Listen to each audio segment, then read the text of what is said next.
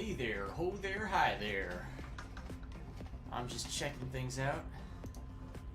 Making sure that the stream is going alright, that I can hear myself, that it's not echoing like it has been the last few streams, last several dozen streams.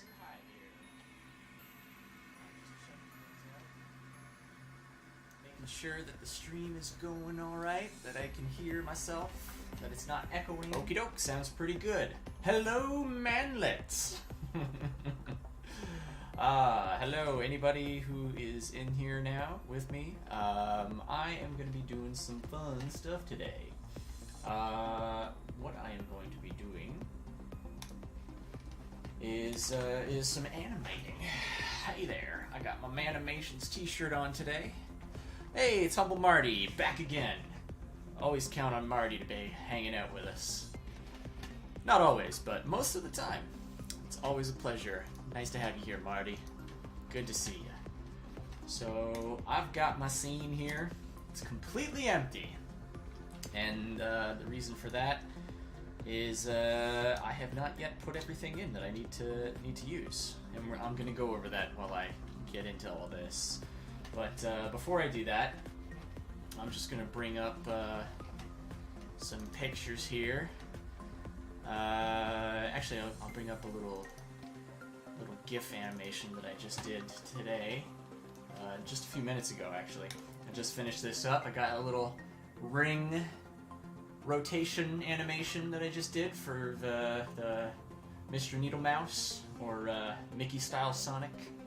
That's what Mr. NeedleMaus is. Hey, Pierre Luigi's here. Good to see you, brother. Don't get to see you very often because of the massive time difference, because our buddy Pierre Luigi is from Italy. And of course, that's why he's saying Buonasera from Italy. So I just finished this ring animation, and I'm gonna bring up a few other things because I'm gonna need them open anyway to pull from them.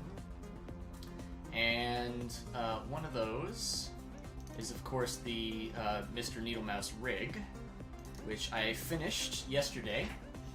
I got working on this thing, you know, on St. Patrick's Day, basically. A little bit before that, you know, doing the drawings and whatnot. But I got right here, Mr. NeedleMaus. He's fully rigged and ready to go.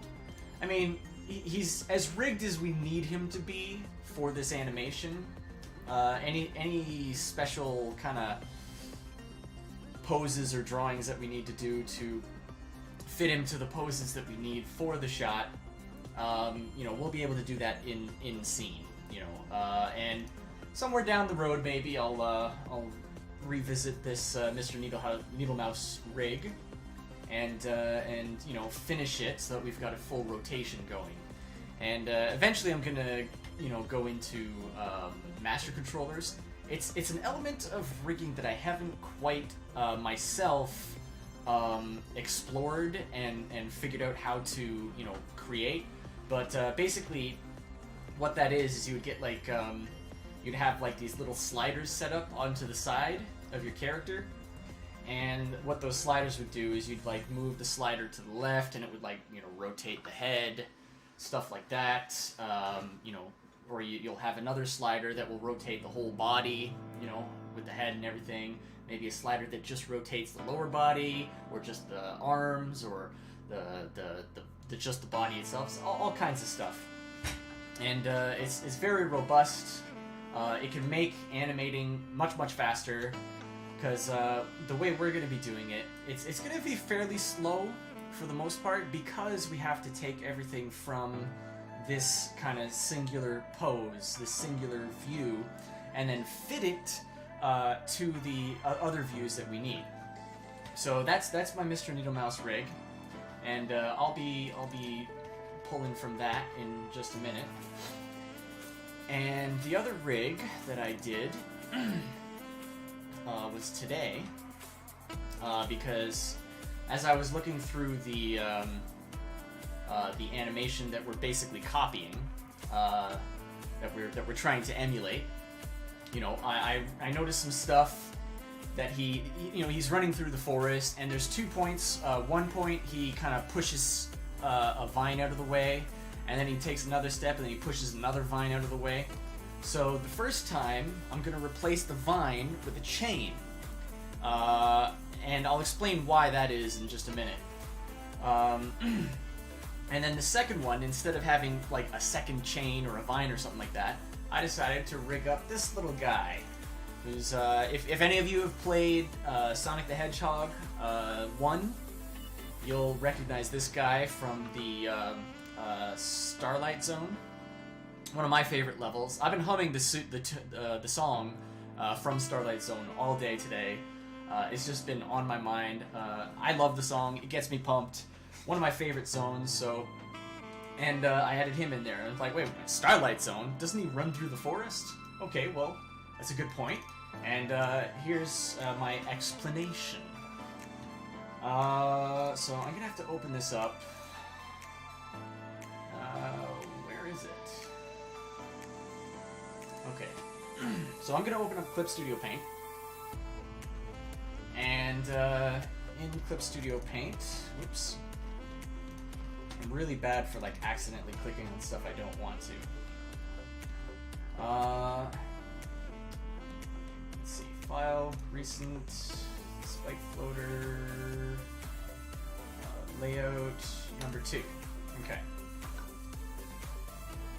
So this is the background that I've been working on, and as you can see, you know, it kind of represents like 4 different zones in the Sonic the Hedgehog games. I think the 3 of them are from the first game. I know that for sure. And then one of them I think is from Sonic 2. I could be wrong. It's been a while since I've played the games, but this is my background. So you'll see I got like this front kind of section, and I got the chain there. And if you recognize this stuff, you know, you'll recognize like that this section here kind of represents Marble Zone, which was the second level, or the second zone rather, in Sonic the Hedgehog 1.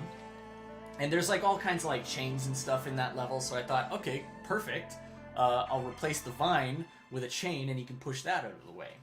And then, you know, right after that, he pushes, you know, another vine out of the way. But instead, I'm gonna add our little friend here.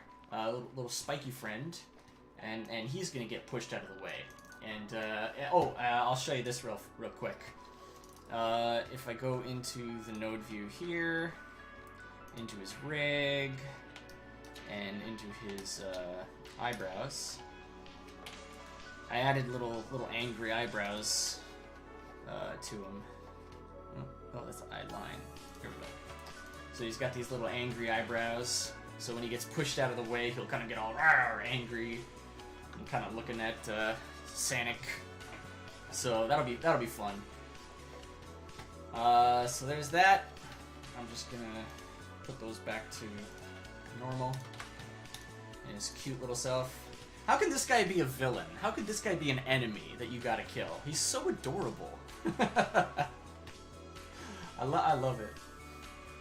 So there's that.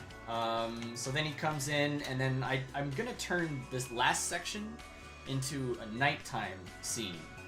And that way we kind of got that really cool progression where it's like daytime, you know, in the Green Hill Zone, and then it goes into the Aquatic Ruin Zone, which I'm gonna add a couple of rings in the Aquatic Ruin section so that he can pick those up, and that's why I made that ring animation.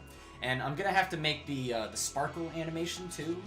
For when he picks up the rings, because you know, they do that. I still haven't done the sparkle animation yet. I'm gonna do that later on, kind of off screen, because it's not really anything super special. Just basic frame by frame animation, you know. So yeah, and of course I've got like a couple different layers. So here's the front layer, which has got like you know, this main tree. This kind of girder, the pillar, and the trees and little totem things and the plants. So that kind of will also help to separate the different sections. And then under that is the kind of let's see what we got here. Okay, I'll remove those. So this will be like the main section, you know, where you see like a lot of the Green Hill stuff in the background, and I'll probably add some stuff on this plane as well, and that'll be actually, this part here will actually be moved back to a separate layer. Same with a lot of the stuff here in the Aquatic Hill Zone. A lot of that stuff will be moved back. I'm gonna you know, adjust a lot of the Marble Zone stuff, and I'm gonna have like a nice progression from like daytime to nighttime, and so that way we kind of get like this idea that he's like running a really long distance, even though the animation is just like a couple of steps. That way we kind of like get this idea that he's going all the way from like the Green Hill kind of, you know, undeveloped, you know, no buildings, no society or technology kind of stuff, just a happy little Green Hill Zone. So we'll go all the way from that, and then it gets a little darker, you know, to progress the, you know, the time of day, a little darker in Marble Hill Zone, and then Marble, you know, you see like in this zone they've got like little pillars and stuff, so starting to get a little more technological.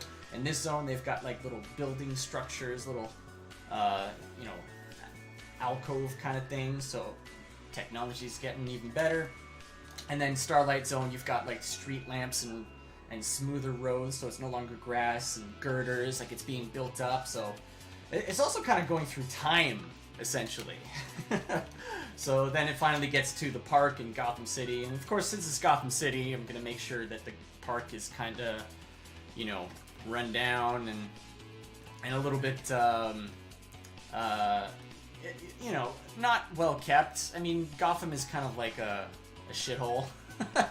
It's kind of how it's always portrayed. It's like, Gotham, what a shithole. So then there's that, and then there's, you know, there's like some city stuff in the background, some skyline stuff in the background, like getting an idea for like the different layers that I'm gonna need. You know, there's some stuff there too. There's like the water and the little ridges and stuff. And then we've got the clouds and the sky. So that's generally how it's going to go. Of course, this stuff is actually going to go all the way across. You know, it's going to be, and they're going to be at different levels as well. You know, because as you do parallax, we're essentially going to set up each of these layers in the scene, and they're going to be kind of stacked, but like with space between them. And that way, when you move the camera, they're going to move at different speeds. And that gives you this illusion, you know, that things are very far away. So the stuff that's very far away is going to move, you know, very slowly. And then the stuff that's close is going to move much faster. So this very, very top layer here, that's going to be our fastest layer. It's going to go, you know, very fast. You know, then it's going to be the one that's kind of going to determine our speed and our camera positioning is going to be this second layer underneath that, and that's going to be our main track. And this is the track that Sanic follows, and this is where he lands and ends up. So we got to follow this pretty closely. I'm going to disable that top layer for now, and I'm going to save this. I'm going to export it as a PNG. Because we do need, I already have it exported, but I need it without the front layer. So this is going to be our rough BG track. This is going to be replaced later on with the finished version of the background. I wanted to get to the animating stuff. I wanted to have a little bit of fun with it. Start getting some of these poses out there. So that's why I'm doing it with the rough background as opposed to getting that all finished first. Ordinarily, you tend to want to finish your backgrounds first before you get into stuff. Sometimes in animation, often throughout the process, that's not always possible. Sometimes it's just like, I mean, you know, background and layout design, it takes a lot of time and effort to really make really nice stuff. The bigger they are, the more complex they are, the longer they're going to take. This is a very big background. It's very long. You're going to have a whole lot of stuff to deal with. So it's best to In this case, since we have all the animation elements ready to go, we don't want to wait any longer on that. Generally, most of the time you'd have your layout and your animators be separate, stages or separate people. I'm doing it all in this instance. So you want, if they got all their stuff ready to go, they want to go. You want to have them be doing their animation. You don't want them being held up by background. So if they got the rough ready, send them the rough, let them animate with that, get all their stuff ready to go, and then you can continue to work on the background, finish it up, re-import that into the scene when you're ready, and you're good to go. So now we got that saved out. So I didn't make any changes, so I'm not going to save. So now we can import that. So I gotta just double check that I'm not doxing your images. Okay, I'm good. I've done that a few times. So file, import images, and then we're gonna browse. Go into Mr. NeedleMaus. Where is it? Reference? No. Renders? No. There it is, layout. So we're gonna get a rough BG track. We're gonna import that as a Toon Boom bitmap drawing. Actual size, straight alpha, yes. There we go. Okay. So now we're looking at the node view here. Wait, what's Pineapple Pizza Man? Pierre, I love you, buddy. Thanks for the engagement there in the chat, but I'm not really sure what you're referring to when you said it's Pineapple Pizza Man. But anyway, getting into the node view here, and I hope you can see this okay. You know what I might do is I might go into Screenlabs and switch over to node view. Okay, so here we go. I'm in the node view. Oops, that's for the spike rig. That's the Mr. NeedleMaus rig. There's the one we want. Okay, so here we are. And there's the composite for the background. There's the background that we just imported. And we want to just put that into that background section. So you can see I've got kind of two sections. I've got the background section, so any background stuff we put in there. And then I got a character and prop section. Any characters and props I put in there. So this is where we're going to put our Mr. NeedleMaus. And I want to make this just a little bit smaller, just so that it just kisses the top and bottom of the camera there. And now, actually, I want a peg for that one so I can move it independently. And come on, there we go. Get it into our starting position. That's where we want it to start. And make sure that it's going through a whole scene here. Okay. Now, the other thing we need to know is how long our scene is going to be. So for that, I've downloaded the clip of the video that we're basically making this parody of, which is that Mickey Mouse "What happened?" scene. So I'm going to import again, and this time I'm going to import a movie. Now I might have to make it a different, the movie a different file. I hope I have it as one that I can get in here. So what happened? Let's see here. I also got to remember where I put it. I think I put it in the reference. Here it is. What happened?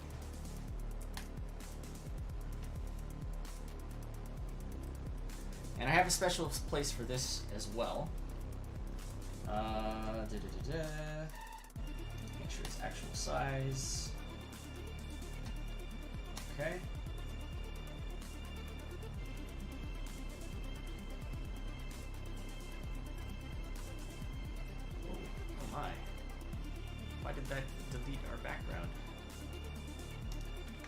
Okay, that's why. I screwed up there. See, what I did... What? Come on. Here we go. I actually said add to existing layer. I wasn't looking very carefully to that. I gotta make sure to create layer. And I'm just gonna call this it's essentially our animatic. Even though it's like fully animated, but we're really just gonna be pulling from like a few key scenes, like major positions. And even then, like, you're not even gonna be able to see a lot of them, like all of them, because some of them are obscured by the foreground elements as they go by. So, you know, because of that, I went by and I've created some additional poses that I will import into this, and then I'll layer those over top and then copy from those. Okay, so make sure that's straight.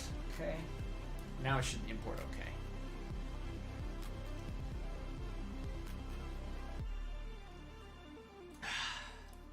Gotta stay hydrated. Gets hot when you're streaming. Okay, so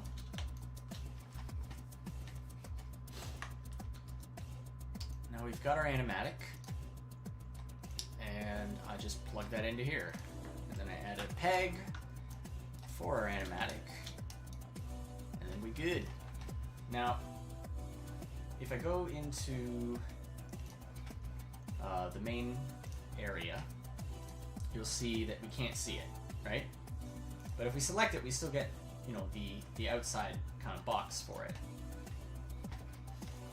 Now, what I want to do is I want to go back to the node view, and I got up here the top view. Now this is where you can see your scene from above, from the top. That's why it's called the top view. Now, if I go into here, and you can't see it because of the header, but there's a little tool here.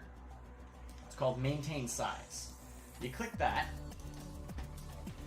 and then you go back into the node view, in the top view, sorry, and then you hold Shift, click, and then drag it forward, and you can see your element here will kind of shift and back and forth. So there's our standard plane in the black there, and then in the yellow is our animatic.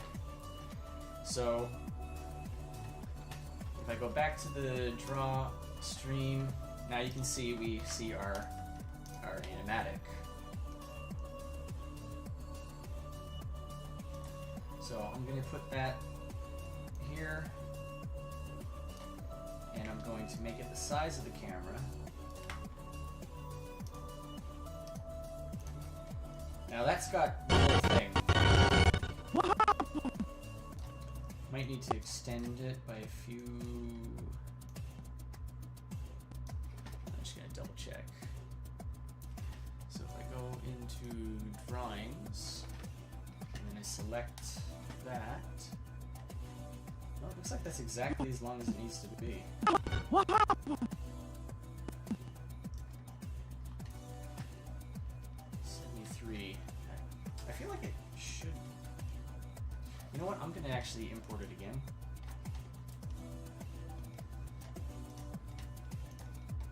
Now that I've extended the scene, I'm hoping that it's not just conforming to the length of the scene.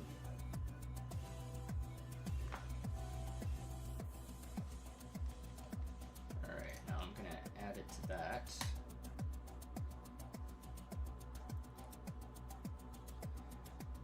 Now all the transform information's on the peg layer. Yeah, see? Okay, so it did have... Whoops. Okay. Let's try this again from the top. Import movie.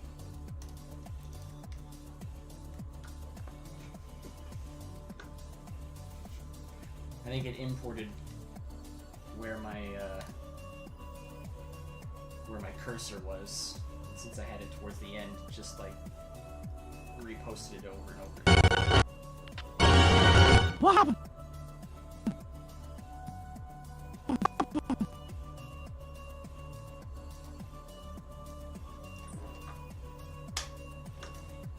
so yeah, I just wanted to double check, but yeah, it looks like it's 73. But we're starting from here. So I'm just gonna grab those, put them there.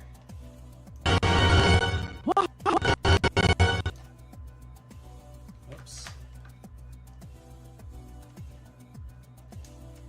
Alright, I want to show sounds. And I want to delete that. No, did I not delete it? Yes, delete. Okay, so I only want one track. Now, that's one problem.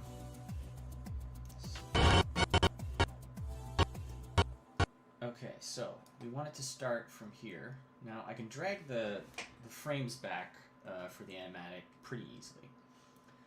But you also have to do the same for the sound. So this is going to be from from frame 18 to 73.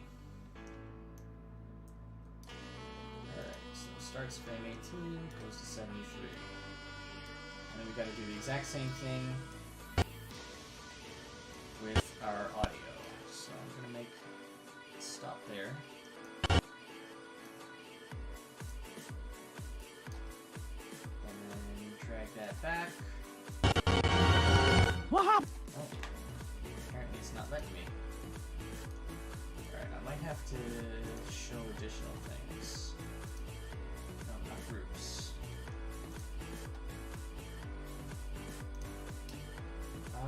Oh, I think it's something in the preferences. It's sound. No, timeline. Yeah, there we go. Sound waveforms. You can't edit the sound waveforms unless you have them visible. So, once again, going into 18 to 73. And now when I drag them back, what happened? There we go. And I'm gonna let it breathe a little bit, add a few extra frames, so it's actually still gonna go to 73. So mine will actually end up being longer than the official version. Yeah, there it is. So what happened? Here's that. And that's in our animatic section. It's just this little floating area down here. And one of the things I also want to do is I don't want it to be, fully opaque. So I'm going to add a transparency node. Just drop it down by 50%. Because it's just going to be a very rough template for us. So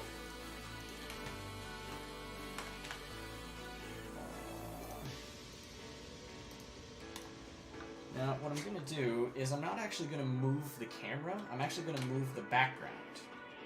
And that way we don't have to move all the characters and stuff. And they can basically just be static and just stay right here. And then the panning is just from the background moving. Now, once you have the other background layers in there, and you have them, layered and separated in the top section, when you move them all together, because they're separated like that, they'll still parallax, just as if you were moving the camera. So this is a really good way to do that. Sometimes you might have you'll have times where you do need to move the camera as opposed to moving the background. It's really kind of like on a case-by-case basis. You never know when you're going to need to do it one way or the other. But stuff like run cycle, like when you're running and stuff like that, I find it's usually easier to move the background instead. So that's what we're going to do. Now, the next thing we need to import is our characters. So that's why I've got the other ones open. So I'm going to start with our Spike fella, and I'm just going to grab his rig, copy it, go back into here. Oh, and you know what? Actually, I forgot to do one thing there. I want to make sure that it shows groups, because for some reason that makes a difference when you're copying stuff over from scene to scene.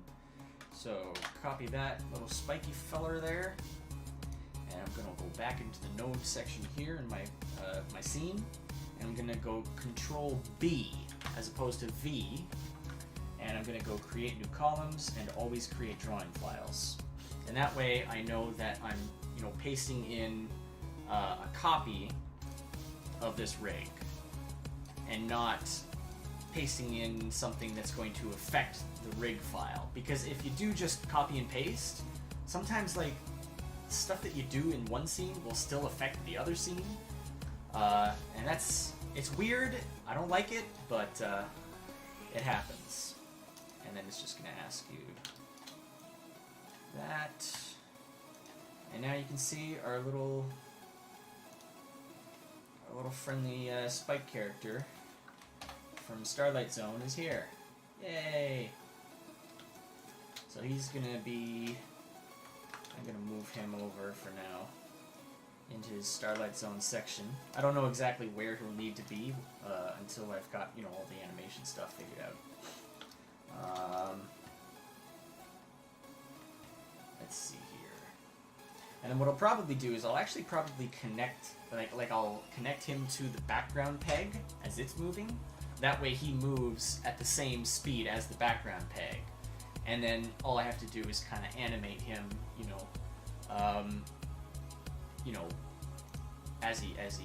as Mickey goes by and pushes him out of the way. And I can get the little fun expression. So we got one character in there. Now we need our Mr. NeedleMaus, so I'm going to put him to the right here.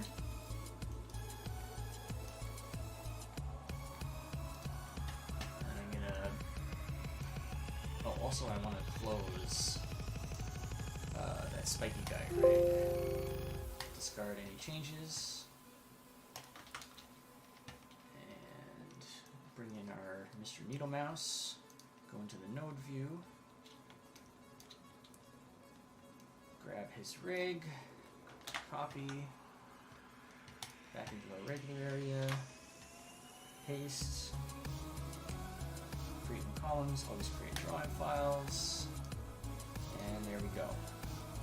Now Mr. NeedleMaus is also in the scene.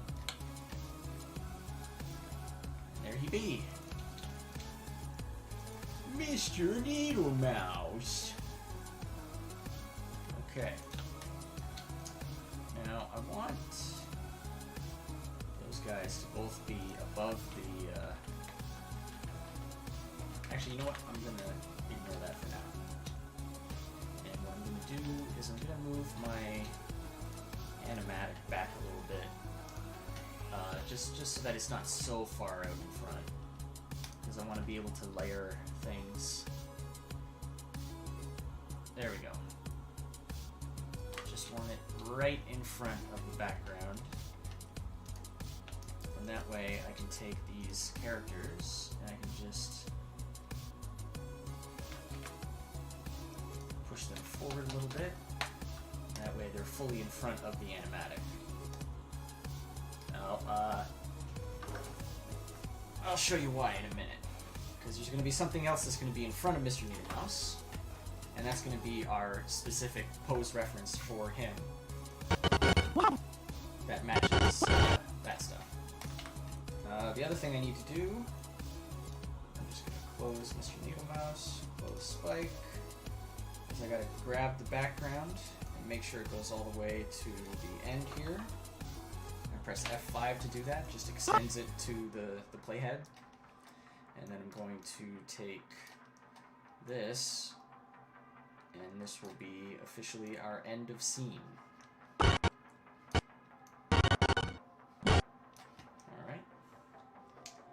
Now it looks like I got... Yeah, so same thing with Mr. NeedleMaus. He's also got to get extended to the end of the scene. And same thing with our little Spike friend. He's also got to be extended to to the end of the scene. There we go. So that just extends all the drawings inside inside their rigs to the end of the scene. Oh, and one more thing we want to add, and I'm actually going to add this as a background element. I'm going to put this into the background section so that when I do the pan, they will follow that. And that's going to be... I think I gotta open the note still. Yeah. Is our ring. I hope the music's not too loud. Let me know if it is.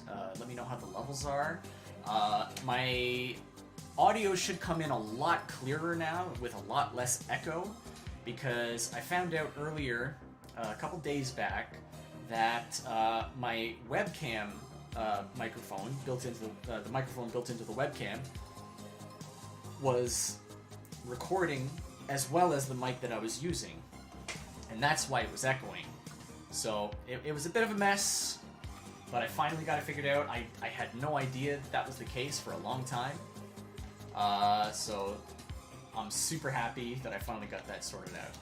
So the next thing I'm gonna do is import my ring animation. Same thing here, copy, paste special, which is Control B. Always create drawing files, create new columns, and this little feller here, I'm actually going to put in the background setting, or background section. And one thing it's nice to do is you can group this stuff as well, so you don't have so much stuff sticking out. But I'm not going to bother with that because I only got the two elements right now.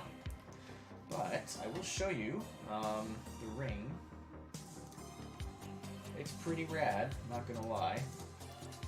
Because, oh yeah, actually I will, because I got to copy this and make 3 of them, because I'm going to have 3 rings here. So, first off,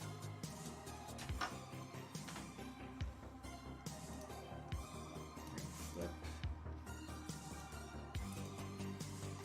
There we go. I gotta bring my ring over here. It's already basically the perfect size, which is nice. Super nice. I might just bring it down just a touch. There we go. I gotta do that on the right one, so.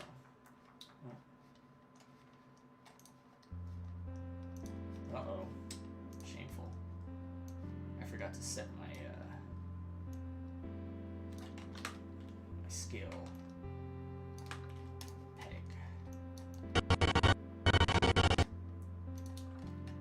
Oh goodness. Alright. Let's try that again.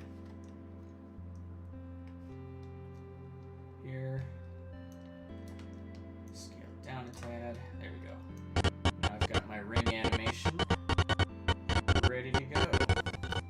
So all I gotta do, I've got my pegs here already. It's just drawings. So if you take a look here, what I did is I've got, you know, just a color layer, a like a shading layer, or a highlight layer, just really simple. And then I just did a quick little cycle from there, from the, you know, the circle to the flat line, and then I just like flipped it. So that's what this little dot here is the flip. And then I, you know, basically reverse the animation, and then flip it again, play it forward normally, flip it again, reverse, and then yeah, that's how it do. So.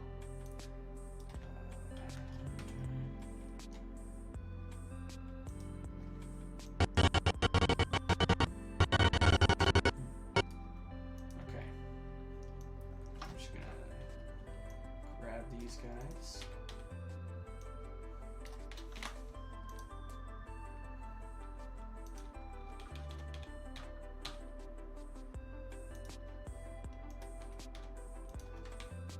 Paste it, paste it, paste it, and that way my cycle will go throughout the whole scene. What happened? And then if I go into the render view, you can see that I've got a little bit of effects on the shading, just to make it a little nicer.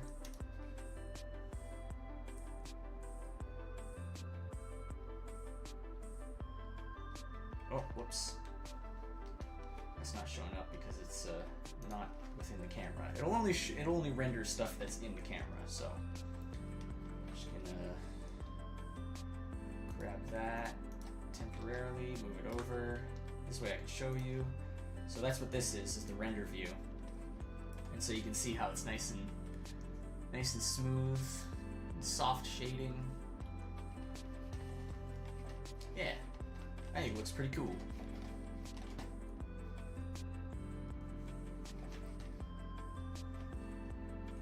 So I'm just going to undo that move, and then I'm going to copy that. Start from the beginning, copy that, and then I'm gonna paste it again. Always paste special, and then I'm gonna make a little peg for all the rings. And then I'm gonna paste special again.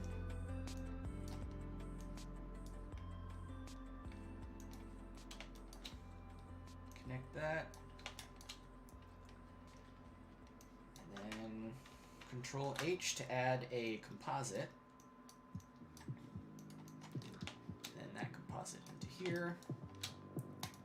And now I just move on my size.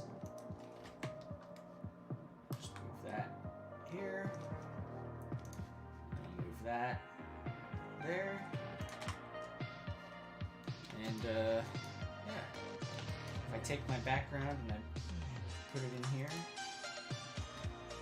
Well, actually, I don't really have to put the background in there, but now if I play, they'll be spinning at the same time, right where they need to be on the background. What happened? Beautiful. What happened? So as he runs past that section, yeah, he's gonna pick up those rings. You're gonna get the little sound effect, bring, bring, bring, and then yeah, I'll add that little sparkly effect animation. I'll probably do that as a separate animation, or I might do it as an animation within the ring. Like I'll just add like 3 or 4 or 5 or 6, however many layers it needs to be. Probably won't be more than 8. The ring's only 8. And then reversed for the other half. You don't want it to be too crazy long, and it'll probably be gone before it even finishes the animation cycle for the sparkle. So it'll probably be around 8 frames. And yeah, there it is. And that's all on ones. That's all on ones. So one of the things that you'll notice What happened? is when you're doing pans and stuff. I'm just gonna turn off the audio. When you're doing pans and stuff, like if you have stuff that's animating on 2s, so that's like basically like a new drawing every 2 frames, or even 3s or 4s, it'll get really choppy. It'll be kind of like bang, bang, bang, like you'll get this strobing effect. That's really not great.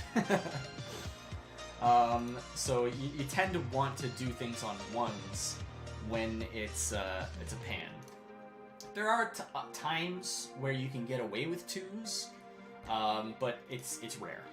It's rare. So there we go. We've got our 3 characters in the scene, and we've got our 3 rings. I still have to make the chain. I still have to make the sparkle animation. I'll probably do that next weekend. Off screen, and I'll just drop them in next time when we start going on that. But the next thing we need, first off, is to... Actually, I'm going to add one more of these. And I'm going to group that. So now we got a background group.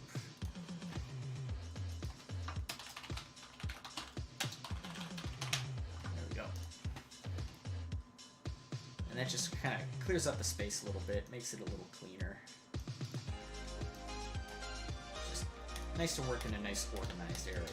I'm gonna keep these guys ungrouped because it's really just the two characters, and you wanna have them in the main section so you can kind of like pop in and out of them super quick.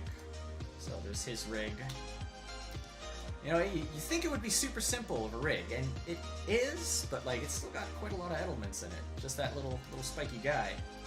But Mr. NeedleMaus, he's definitely a lot more complex than that. See, there's just his head. So just his head is like already like twice as much stuff as the entirety of our little spiky boy here. All right, so let's get into the next section. I'm gonna save it. Whoops. See, I'm really bad for that. I always click on things I don't want to. I want to save as new version, and this is gonna be NeedleMaus_02. Actually, I think it was WH for what happened. WH and then _V 1. Because I haven't saved this yet, so this will be our first. Version 1. Scene 2. What happened? Version 1. Okay.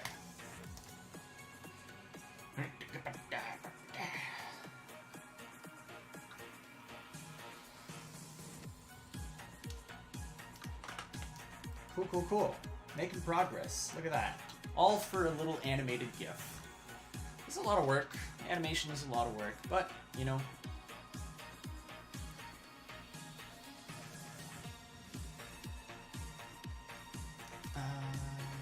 yeah, okay. Now, I also have to check, because I don't know if, I don't think I did. Okay, so, what I'm going to do is I'm going to go into my folders here for Mr. NeedleMaus, what happened, and I'm going to make a new folder called Special Poses. And this is going to be where I'm going to save the special poses that I did that, you know, mirror this shot. Yeah, all the different poses that we're copying in this shot. So, I'm going to have to open up Clip Studio again and open up my special pose, because I haven't exported them yet, all of the poses. But yeah, here he is. That's just the rig design. There's pose 1, but that's for a different shot. So we want pose 2. And I'm actually going to, these are all vectors, so I can actually like make them as big as I want.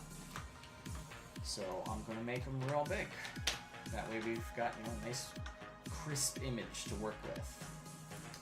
And I'm going to disable the background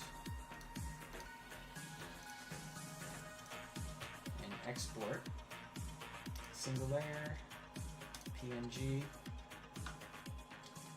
and put that in what happened, special poses, and this is going to be what happened _SP_1. What happened, special pose 1. So there we go. And then I'm just going to go through and get each individual pose here, scale those up.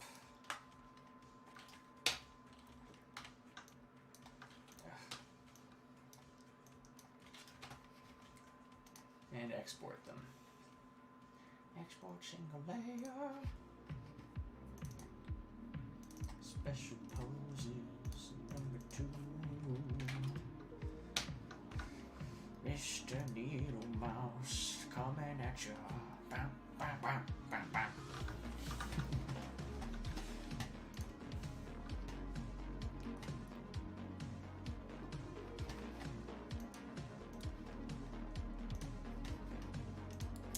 Oh shoot, I forgot to actually give the link to my guests potential guests, because I didn't do that. 1 second.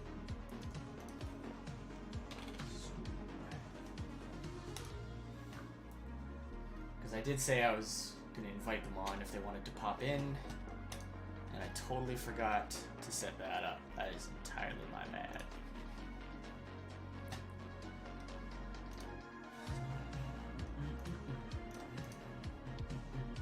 Copy invite link.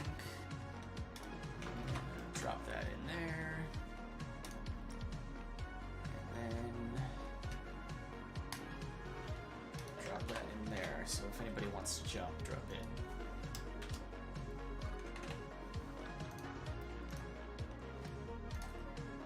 If anyone wants to drop in, chat.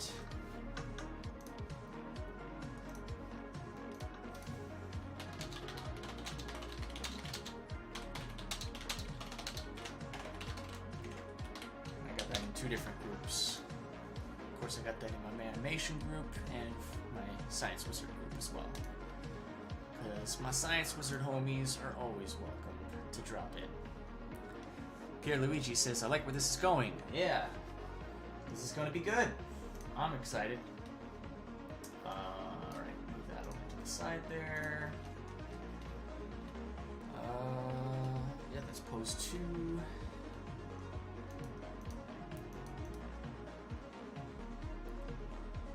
Yeah, Mickey Sonic's, I think he looks great. I think he translates really well to this style. Because Pierre Luigi said it, I admit, you know, Mickey Sonic is so funny in this style. I think so too. I think he's really cute. I just love that Mickey style. It's so stretchy and expressive. I love that stuff. What happened? Special pose. Number 3. There we go.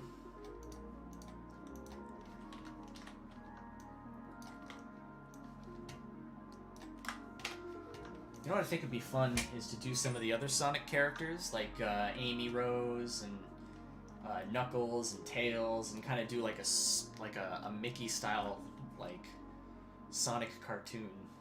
That'd be fun. All right, export that PNG. Special pose number 4.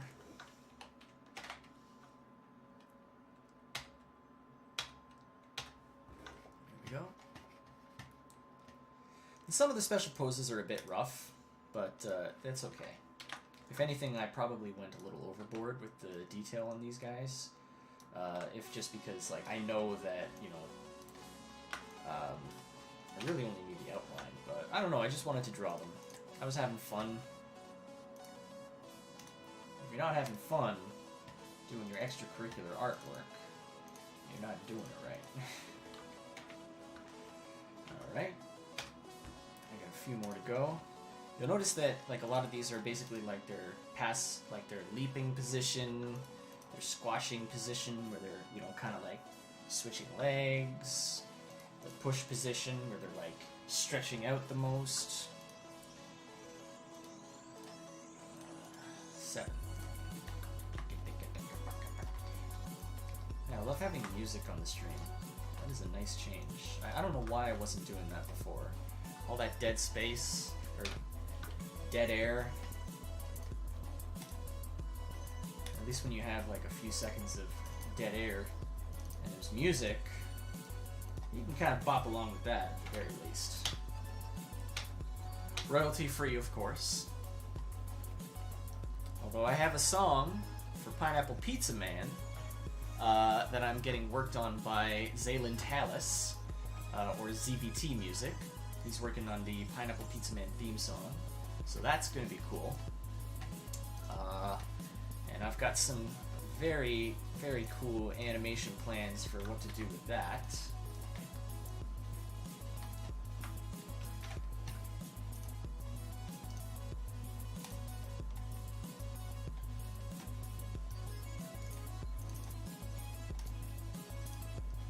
7.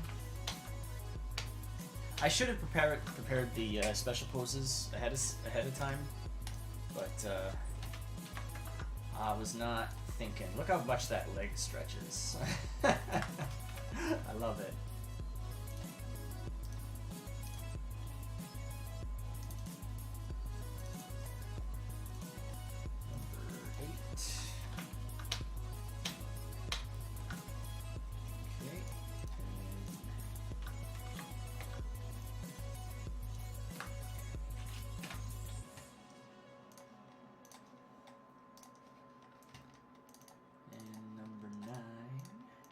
There.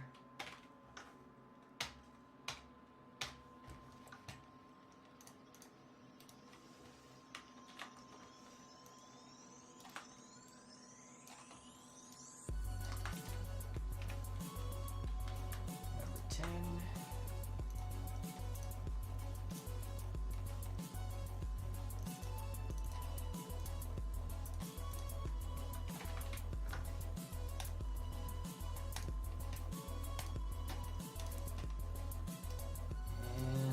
Final one, number 11.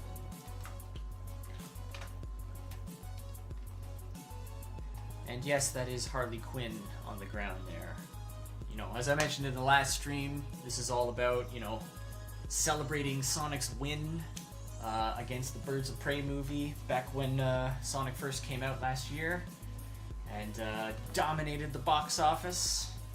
So this was, and Harley Quinn, not only did it beat Harley Quinn, but Harley Quinn did extremely poorly at the box office, just absolutely just blown out of the water by Sonic. Sonic made massive money, 200 million domestic, and Harley Quinn made like, I think 48 million domestic, or 40 million domestic, and they needed like 48 million just to break even. Like, so they lost money on that one.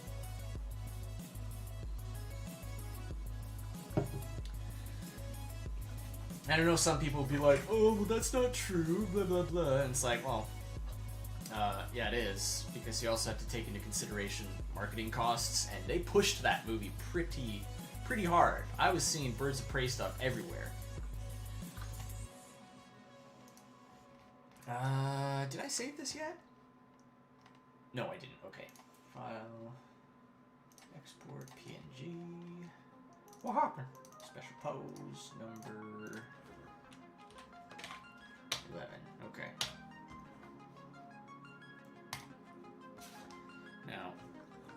Now we got all our special poses. Excellent. And I actually will save that, since I like them, you know, sized up like that. I think that's going to be my profile for a little bit. Oh yeah, yeah, that was true. Harley Quinn did try to change names to try and reel in customers. Marty. So Marty just said that, and it's so true, because I remember, I think it was just called Birds of Prey, if I remember. And then they were like, oh shit, nobody knows what Birds of Prey is. Like, it doesn't have that brand name recognition. So, you know, we have to put the name Harley Quinn in there somewhere, because she is the main character. The movie's all about her. Why? I don't even know, because she's not even a part of the Birds of Prey in the comics. Like, she's a villain. That's the other thing. Like, what is with these people in Hollywood, and they're just making villain movies and like glorifying the villain and making it like, oh, the villain is the hero. It's like, no, the villain is the villain. Like, the heroes are the heroes. Like, the Birds of Prey are the heroes, and that's not Harley Quinn. But of course, because they're popular, Harley Quinn's popular, so we gotta turn her into the hero. But yeah, I think it was just called Birds of Prey before. And yeah, and then they added, and the emancipation of one Harley Quinn, you know, at the end, like, partway through the marketing, because they realized that, like, it just wasn't gaining traction. And even then, even after they added that, it still didn't gain much more traction. Bombed massively. And I'm glad, because our Sonic boy deserved that win. Alrighty, so now I'm actually going to create another little section for special poses. So I'm going to put that right there. This will give me my special pose section. And I'm going to import images. I'm going to find my what happens special poses. I'm going to start with number 1. And let's see. Actual size, straight, create new layer, SB1. Brava. So now we got our special pose. Plug that into our little special pose section. Add a peg. And you know what? I think I'll add another peg. And this will be what I use to bring them forward. Because I gotta bring it forward again in space. So I'm gonna hit that button. That keeps the size. And then hello.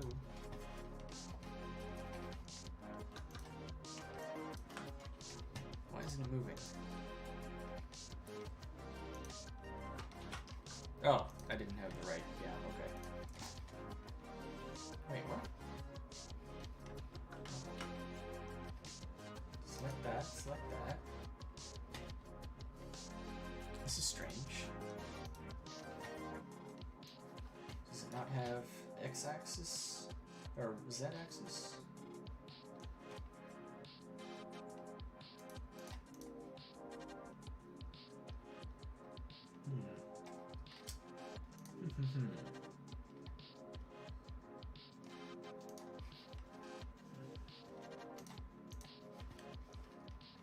Oh, that's right.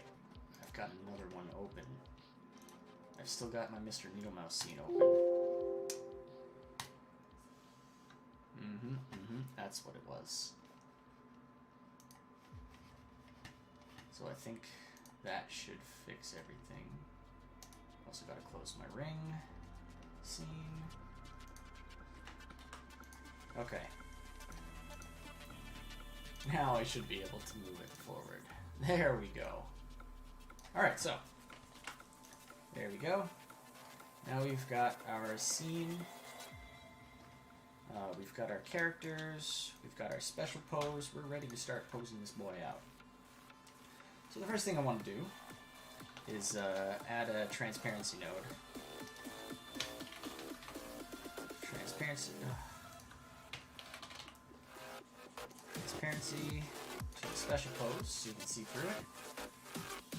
And then I want to hit this little button, the B-box selection style, and that'll just make it so that he doesn't get highlighted, so you can move him and get him into place without, worrying about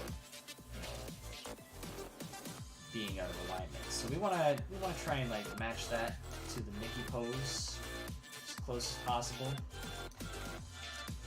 So that's looking pretty good. So pressing D and A, pretty much spot on right there. Maybe just move just a little bit.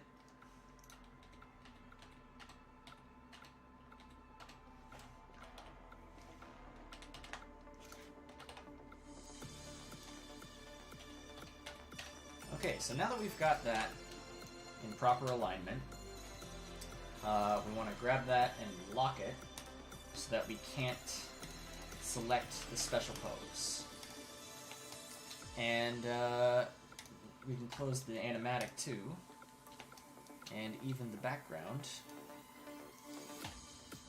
That way we don't have anything kind of in our way as we work with this. We want to have as little clutter as possible. Pierre Luigi says, I just want good stories. No wonder why Joker and Joaquin Phoenix was better. Yeah, well, I think the reason why Joker was better, even though it is one of those, movies that follows the villain, is they don't treat him like a hero. So he's very clearly not a good person, not a good guy. He is the villain in this film. So there's that. So they're consistent with the character. Number two is that the people that were making the film seem to actually care about it and seem to actually want to, like, put out some manner of message. You know, what makes a man become this, you know, crazy and this out of touch with reality, and you know, can this happen to an ordinary person? You know, can somebody just be pushed to this? So I think that makes sense. Whereas Harley Quinn and the Birds of Prey, it was purely a woke virtue signaling film. Had nothing to do, like, nobody making that film gave one good goddamn about the source material, about whatever message they were putting out there. They were just hoping to get in on some of those woke bucks. It's like, oh, it's all about the women empowerment, so, oh yeah, we can get some of the, like, all the women will come to see it. It's like, oh, no, you know, because they also don't want to be preached to. Most women also have taste. So, sorry Hollywood, you're gonna have to start actually trying again if you want people to watch your goddamn movies. And, you know, they're trying sometimes. They're doing some stuff right, I suppose. Like with the Zack Snyder movie, Justice League. I mean, people wanted to see it. They're saying, hey, this is the person whose vision we wanted to see with this movie. We didn't want to see the Whedon Justice League. We wanted to see the Zack Snyder one. And so HBO was just, alright, fine. We're going to do that. We're going to do exactly that. Movies today are just weird, expensive fan fictions. Oh, Pierre Luigi, that is a good point. That's so true. Alright, so here is our Mr. NeedleMaus. I gotta turn that back on because I want to see what I'm selecting. So, we got our first pose we gotta make, and I like to collapse everything on the Shadow Master layer. So that's just the, you know, this is like the size kind of layer, where you get the general kind of size. So I actually will start with that. So kind of get a rough general scale. I think that's pretty good. And then I'm gonna color the Shadow Master layer blue. That way I can kind of always very quickly, easily see, like, that's the one I want to be working on. So now, all that's left is to start building our little NeedleMaus man. So, first up is the head. Make sure we got that circle placed pretty nicely.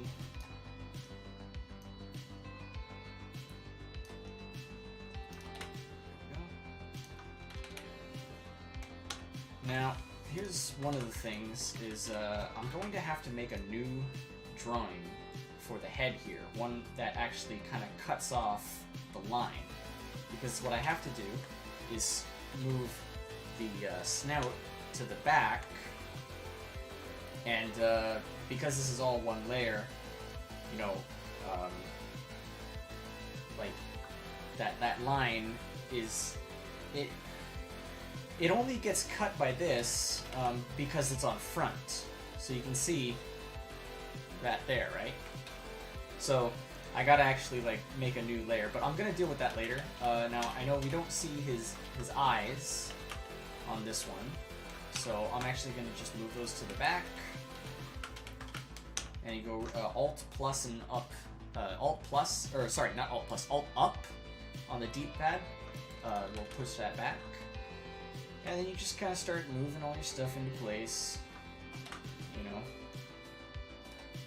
changing your deformers. And I have a custom hotkey for adjusting the deformers. I have it as Shift D. I don't remember why I made it Shift D, but it just works for me. So there we go. Get that nose into place. And this is a lot of what, you know, animating really is.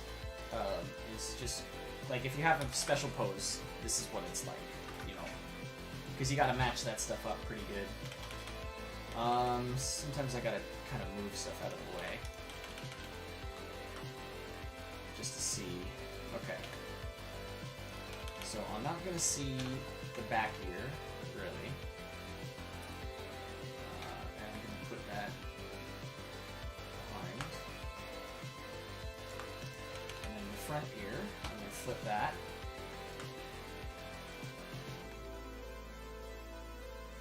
And that's gonna be in front here. We don't want to see that part. And we want it to totally obscure that. Okay. Well, I might have to do something with this as well to kind of get that overlap here. But for now, I'm just going to move it. I don't want to get that overlap right there. So, there we go.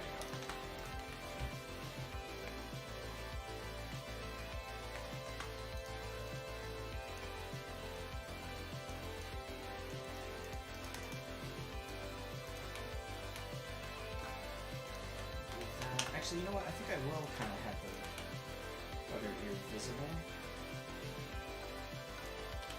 And here's the other thing. These also go all the way around. So that's another one I'm going to have to make a new drawing for. Is for his little head spikes.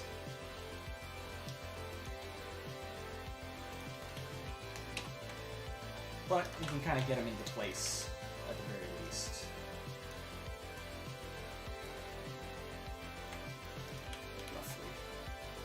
It's not going to be exactly the same because, you know, there are some elements that have changed in the rig that we want to keep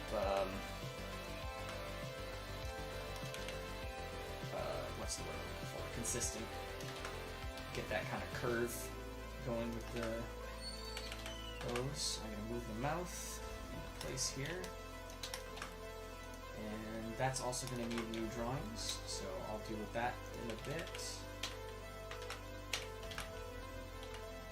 So you're really kind of just like doing the broad stuff, like getting stuff into position, you know, getting it kind of like as close as you can, and then you'll kind of like do another pass later on. You fine tune it. Bada bing, bada boom.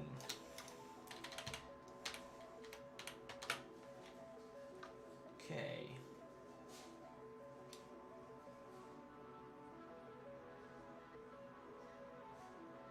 Okie doke. So let's get that body into place. And there we go. So then this we gotta kind of reverse the curve.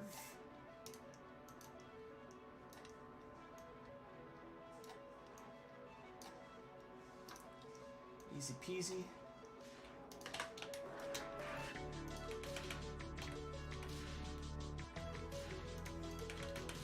Get that arm into place. Get that hand into place.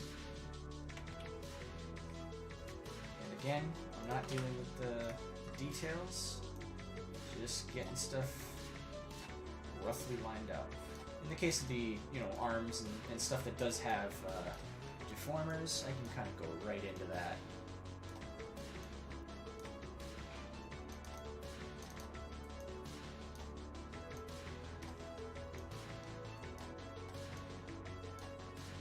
Make sure it's a nice curve we got going on there. And get that backhand into place.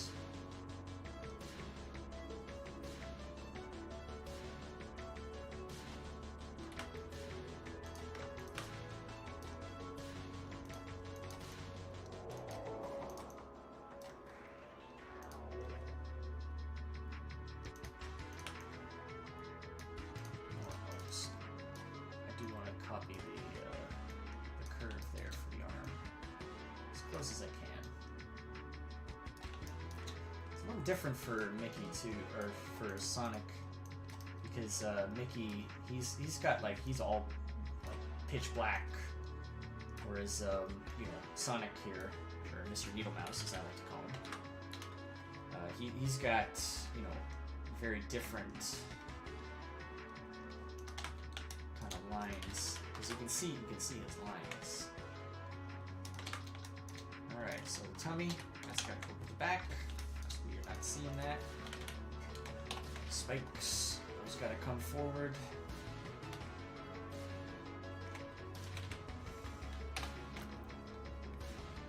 And again, I'm gonna have to make new drawings for those where it gets cut off, you know, here.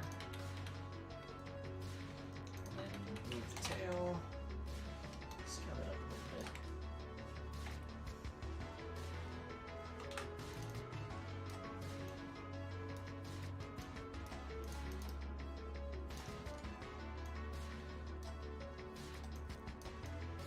Groovy.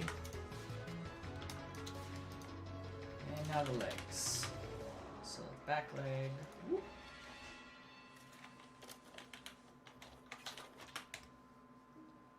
Move that foot roughly into place.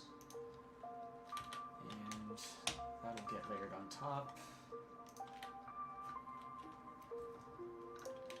I'll probably scale that up a little bit because there's a little bit of forced perspective going on there. Although we gotta redraw that leg anyway.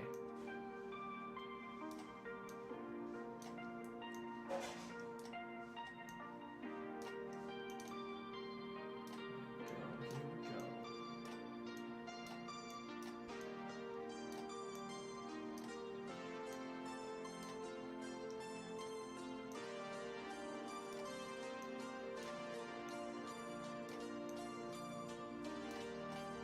This synthwave music is really kind of reminding me of Stranger Things. There we go. Lay that on top. So there's a whole bunch of drawings we need to do. We gotta do new drawings for all the spikes on his back, on the back of his head. We gotta do new drawings for the mouth to get that shape. New drawings for both of the legs and feet.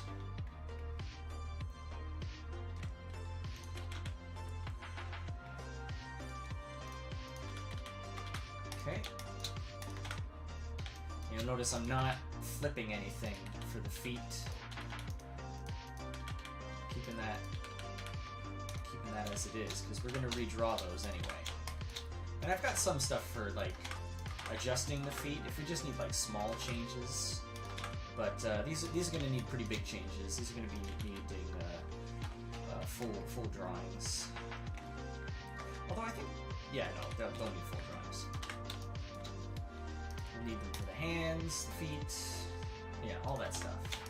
But, I mean, if we disable our special pose, you know, getting there. Getting pretty close. I gotta take off these headphones for a little bit, because they're killing me. they hurt my ears after a while. I think it's because I have the glasses as well, so they kind of like pinch between them. So I'm just gonna take those off. I mean, I'm just hearing the music anyway, but you guys will be able to hear me just fine.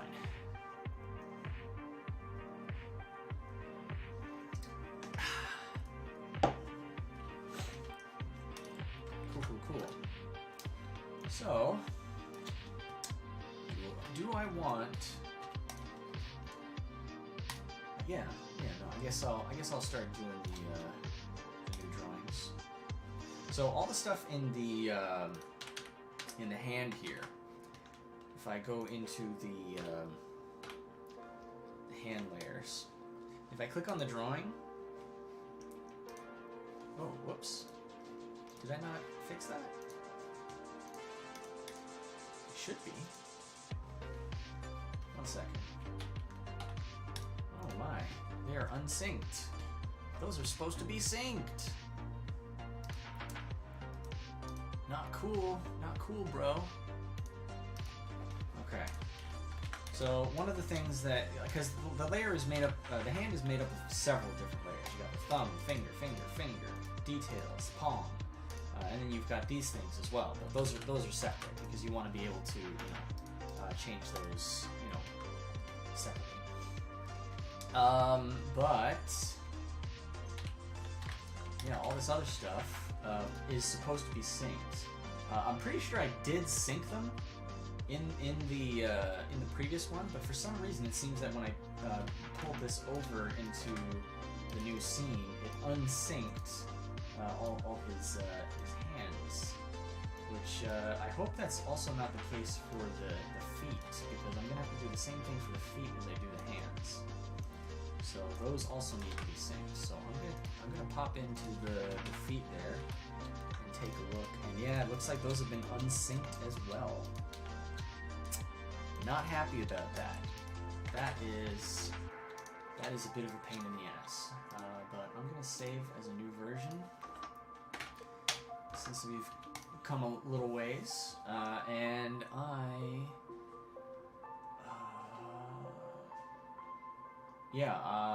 gonna sync those up again, because we can't really do any of the drawings for the hands or the feet, which are kind of the major portions, and the mouth as well, because that should also be synced to the other mouth elements, which it's not. Not the tongue, though. The tongue we're going to keep unsynced. And you know what? We're going to keep the teeth unsynced as well. So it's just going to be the top mouth, the bottom lip, the grin lines and stuff, and then the teeth and the tongue are going to be kept separate. That way we can kind of like select whatever teeth we want as we go. Humble Marty says, saddest part is I've read better fanfics than Hollywood stuff. How true. I have as well. There's actually a couple fanfics that I've actually read multiple times because they were just that good. They were just really good, compelling stories, and I was just like, wow, yeah, no, this is great. I'm not getting that a lot with Hollywood these days, with a lot of the movies. A lot of the times now, it's like, I watch one movie once, and I'm just like, well, I don't need to see that again. I mean, that's definitely true for the Zack Snyder cut of Justice League as well, because I did not think it was that good. I mean, no, disrespect to anybody that was looking forward to the Snyder cut and who really enjoyed it. All the power to you. I want you to enjoy whatever media you like. But I didn't like it. I liked the last hour of it, when things started to ramp up, when they brought Superman back. That's when it started to get good, in my opinion. But it was like 3 hours in before it started getting good.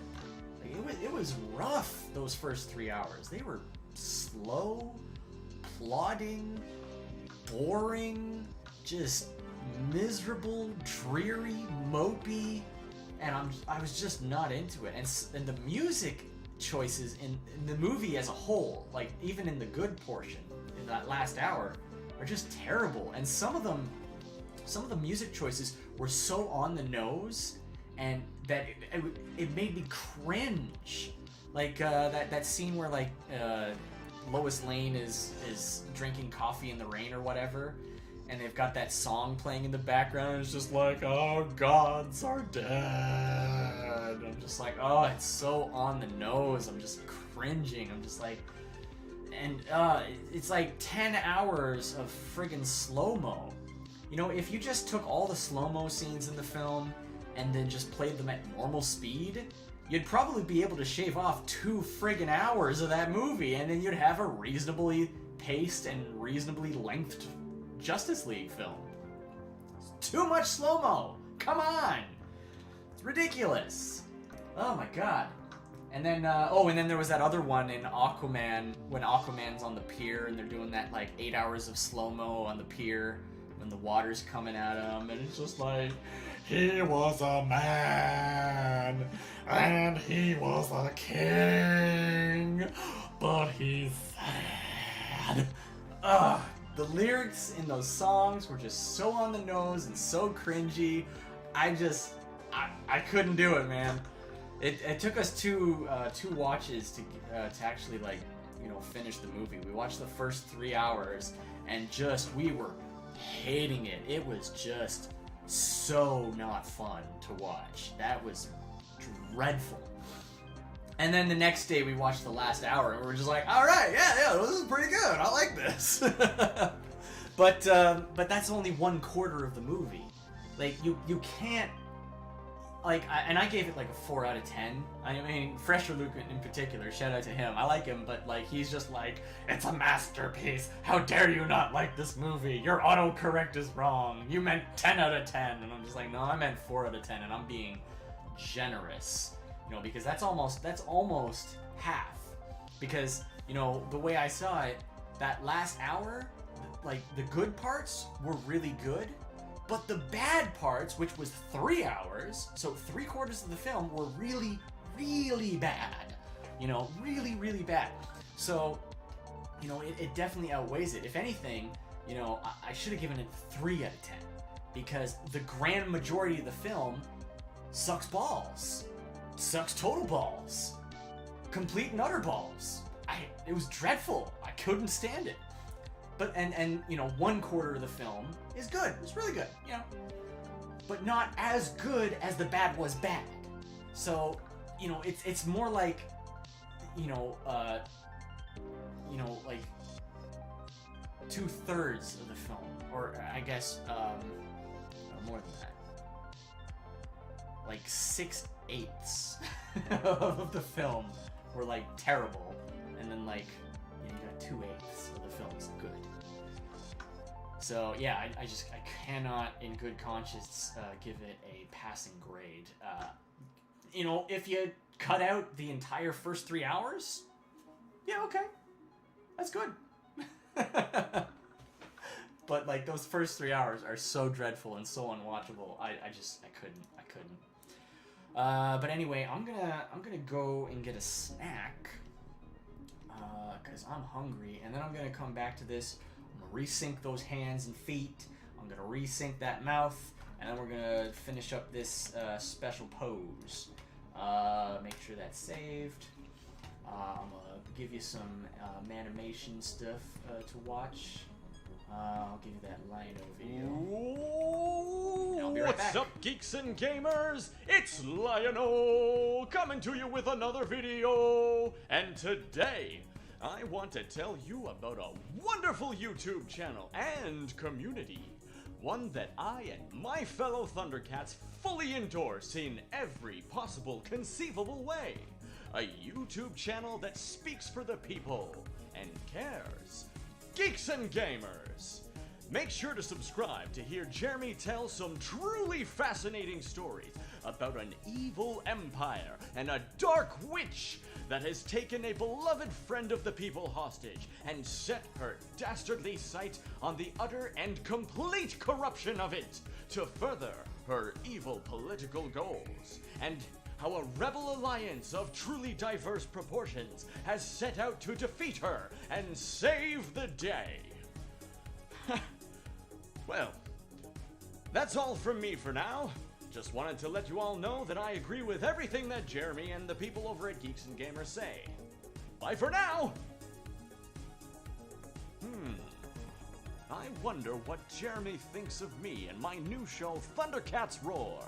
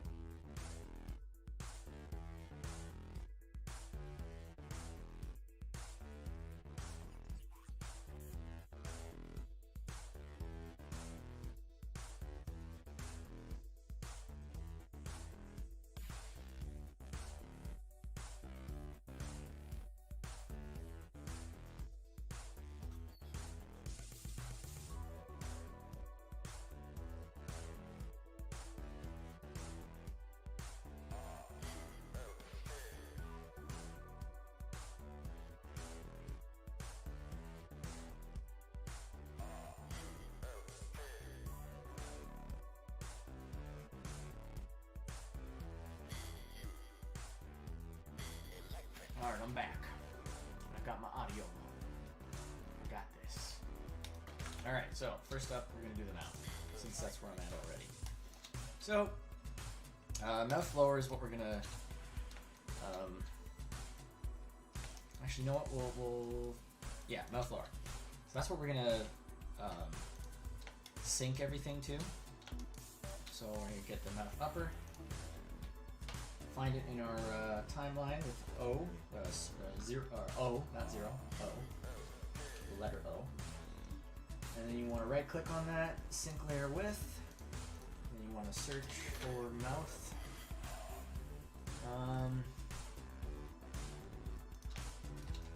Oops.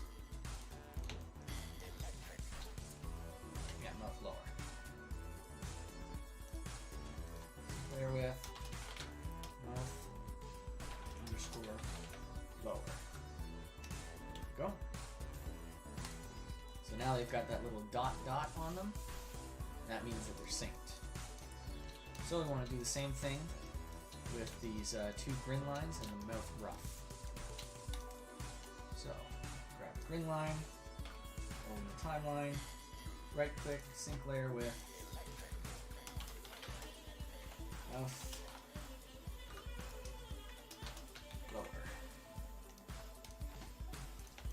Other grin line. Oh, right click, sync layer with mouth underscore lower. I'm really mad that this stuff unsyncs. Cause that it's so inconvenient. Sync layer with mouth underscore lower. There we go. Now our mouth is synced. So there's our mouth, there's our empty. So now we want to grab that, go to drawing, and create empty drawing. Alright, so we'll go to our upper mouth here. Grab my drawing glove, take a sippy.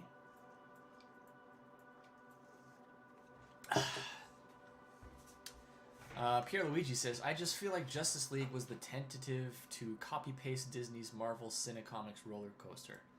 Yeah, no, you're absolutely right. They saw that Marvel was making bufu money with their cinematic universe, and they were just like, ooh, we want some of that, you know, endgame money. But they didn't want to put in the work. They just wanted to jump straight to the endgame, you know, straight to the Avengers. They didn't want to build it up properly like Marvel did. It was stupid. It was really stupid. Alright. Excuse me. So we're going to get in here.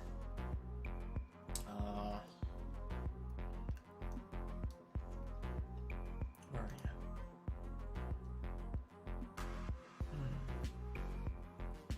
What happened? There we go. Make sure we're on the right color palette. We want to get our black line, get our pencil, and then just you know, start drawing. So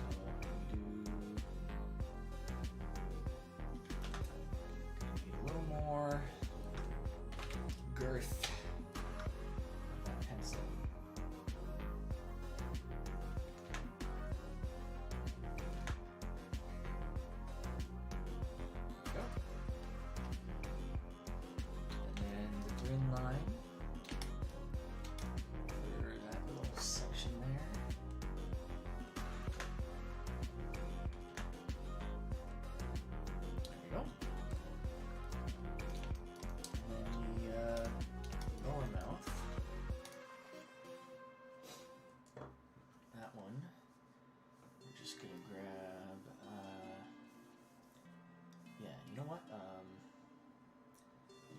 Circle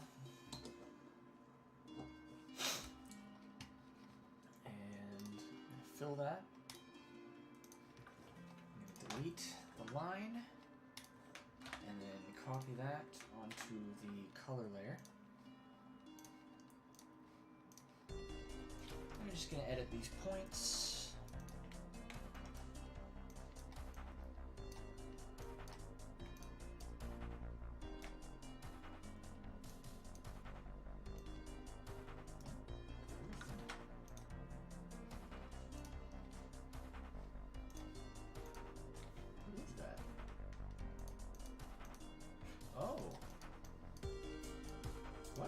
is going on? What happened? Okay, here we go. So I'm just using Alt to adjust the handles here.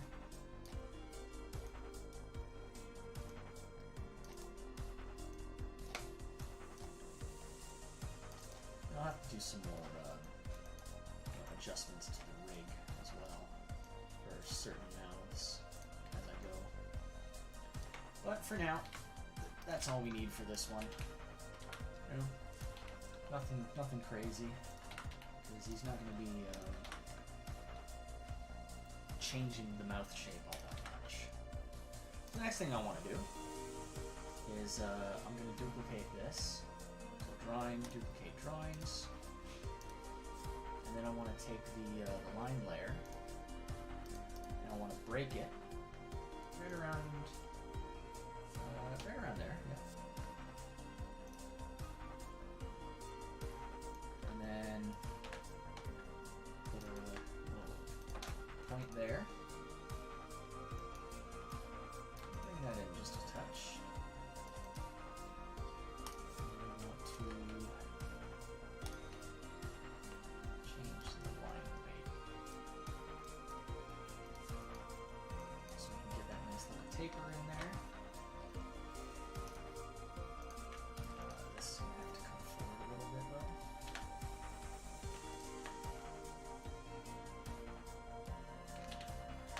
Actually, no, that's not going to come forward. I'm going to leave that just as it is. And, oh, actually, you know what? Yeah, that does need to come forward. My bad. There we go.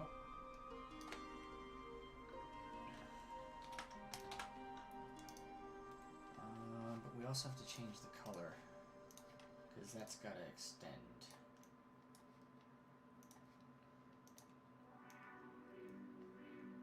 To here.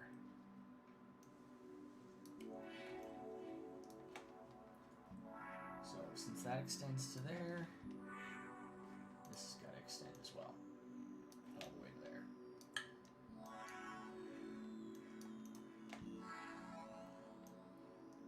Try to get it as close to the center so it lines up with that snout line as close as possible. There we go. And now this one.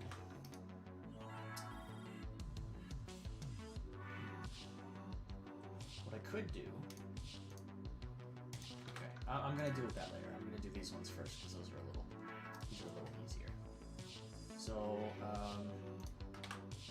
now for that one, you also want to still have the transformation. It's gonna be a little funky, but overall I think it's good.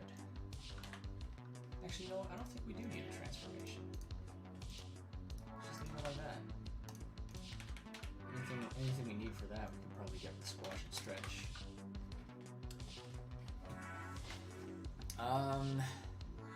Pierluigi with DC is much better than with standalone movies. Cinecomics did their time, but now I see the need to tell unique stories that don't follow activism. Definitely. I remember before the virus pandemic, WB got a plan, a standalone movie with Two-Face. I do wonder if it's in production or just forgotten and developed at Limbo or an HBO Max. I don't know. I actually never heard about that, about there being a Two-Face movie.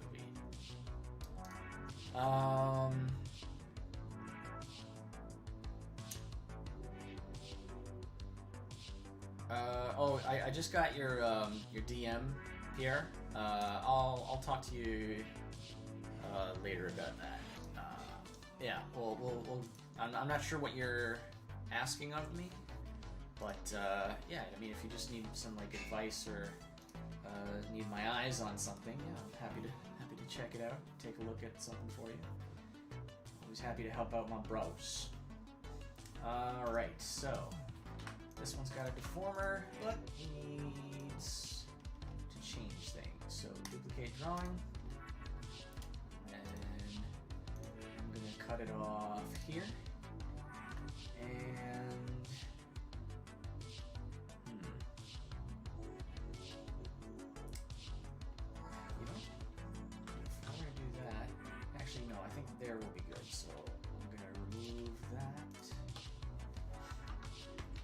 this one I want to actually come in front. Or do I?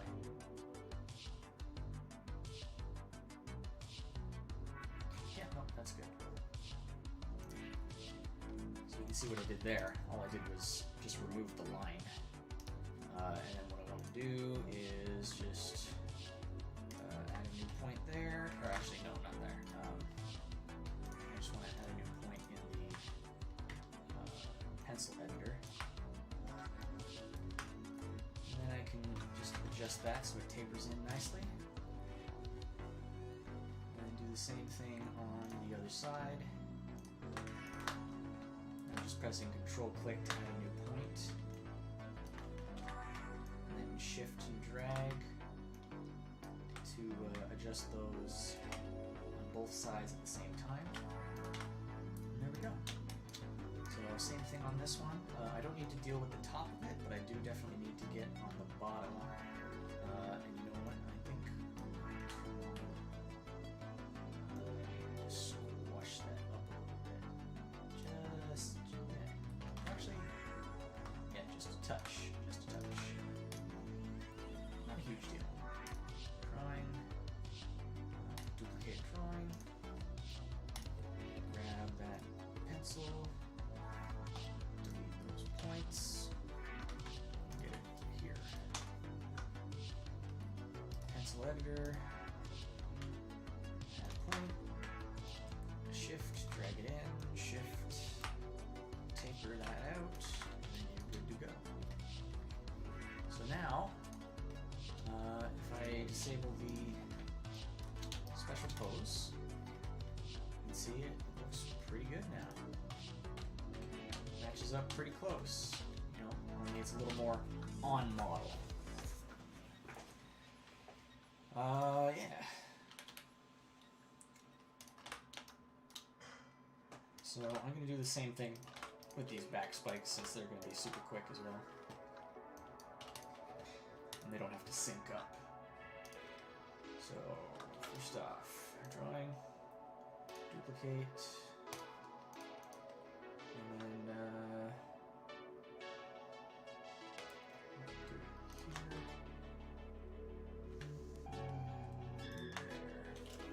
Decoding memory banks.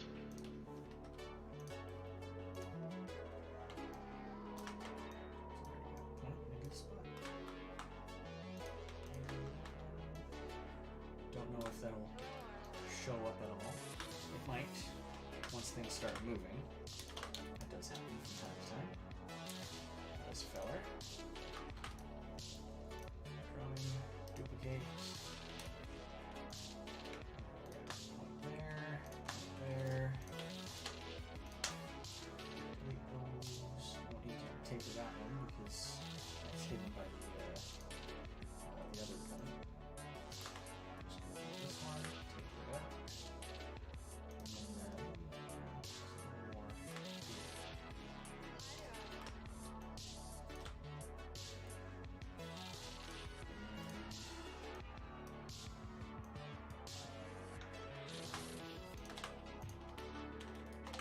Perfect.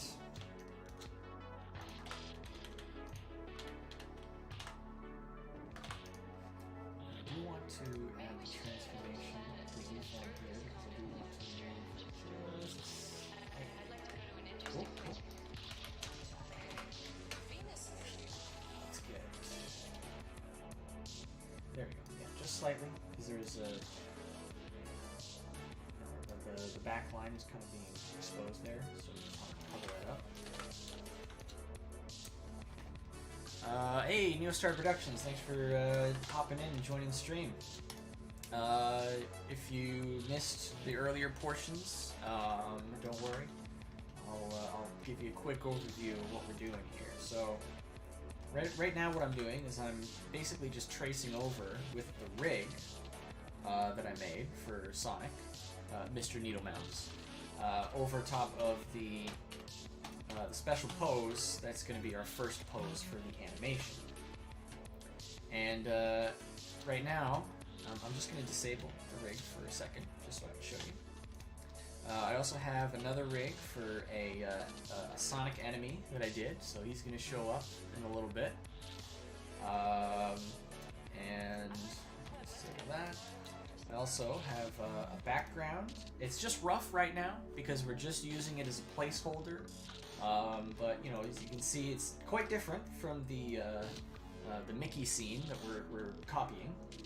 And I also have some Sonic rings that I've lovingly animated, a little rotation loop. So those look super rad in my opinion. I had black outlines on them, but I deleted the black outlines just to see what it looks like. And I was just like, oh man, I really like that, so I just kept it, the black outline off.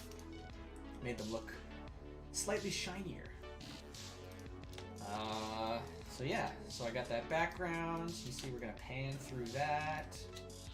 And then I got the, there's the animatic. So that's the Mickey scene that we're copying with our Sonic. Alright. That's what we're gonna make into a fun little animated GIF. And then I've got these special poses. So you can see I've taken that Mickey pose. I've basically traced over it, but like made it, you know, match the Sonic rig that I made. Started that last week, finished it yesterday, and then I did the little enemy rig and the ring animation today as well. Now I'm getting on to the rigging. So one of the things that kind of screwed us up, super unhappy about that, was that the special pose, well, the special pose is fine. What was wrong is the rig is supposed to have these elements in the hand linked, so that when you change it, it's going to change the whole hand. Oh, and Neostar, you're laughing at the Mr. NeedleMaus name. There's a history behind that, and I love this story because I think it's really funny. But when they were first creating Sonic the Hedgehog to be this next mascot for the Sega Genesis, he was originally created under the working title Mr. NeedleMaus. So that was Sonic's original name before they changed it to Sonic down the road. And when they first made Mr. NeedleMaus, his original design, like the first kind of, you know, the first pass at the design for Sonic, was actually very similar to classic Mickey Mouse. So now I've gone back and I've taken Sonic, done him in a very Mickey Mouse style, and I've decided, you know what, Mr. NeedleMaus. We should go back to that because it's come full circle. Yeah, it was the original Japanese name for Sonic, exactly. So my Mickey style version of Sonic, I am calling him Mr. NeedleMaus. But I'm doing it like M-A-U-S, you know, like mouse, German mouse. I don't know why, it just seemed fun. Let's see here. So yeah, we just finished doing the head, fixing up the back spikes, all that jazz. I still gotta add like a little line here for the ear, but that's gonna need some additional rigging to get working. And then I have to also draw new shoes, new hands, but the hands are out of sync, so I gotta deal with that first. So, first off, getting into my rig, I'm gonna take the hand palm, and that's gonna be what I'm gonna sync everything to. Didn't he also have a human girlfriend named Madonna at one point too? Yes, in fact he did. Oh, you know what? I should add Madonna to this. Like, maybe not to this particular, you know, animation that we're working on, but I don't know. I might, you know, start working on other Sonic characters and bringing them into this. Maybe I will bring Madonna back too. Let's bring Madonna back. Yeah, let's give Mr. NeedleMaus a sexy human waifu.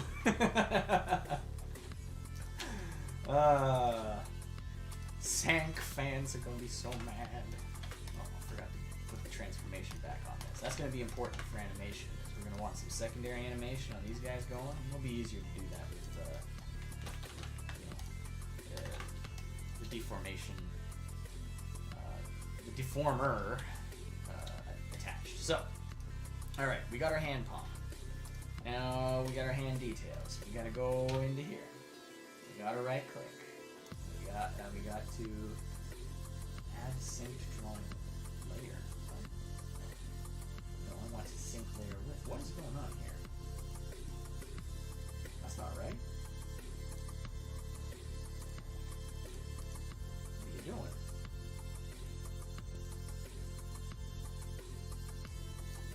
Let me see here. Edit.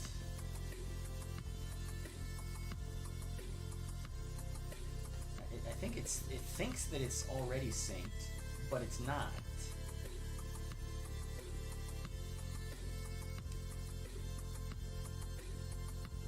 So I can't unsync it.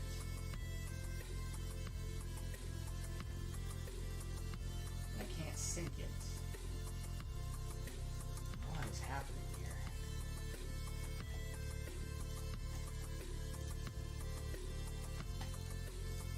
Maybe I was on the wrong drawing. No. This is a conundrum, my friends. We have got ourselves a little bit of a pickle. What? So this one can be unsynced, but this one can't be unsynced. But it's acting like it's synced. Huh. There's always some troubleshooting with this stuff, folks.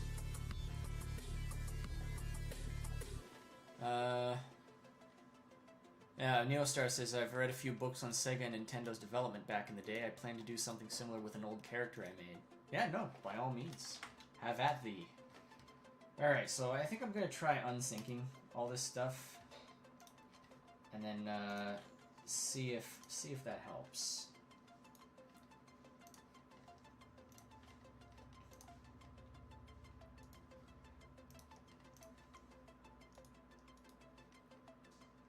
See, now it's saying sync layer with. Okay. Unsync. Unsync. For some reason, this one still isn't giving me that option. Super weird. Okay. So maybe I can sync everything to that one. So if I sync layer with and details.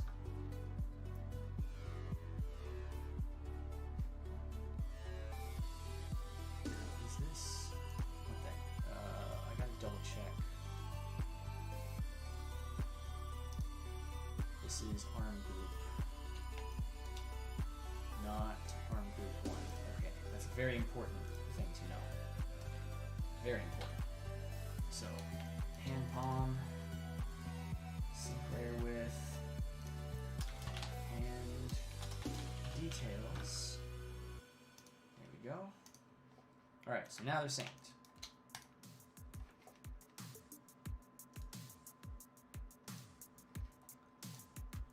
And we'll go hand, details. There we go, now they're synced again. Gotta do this in all the layers. And details, sync.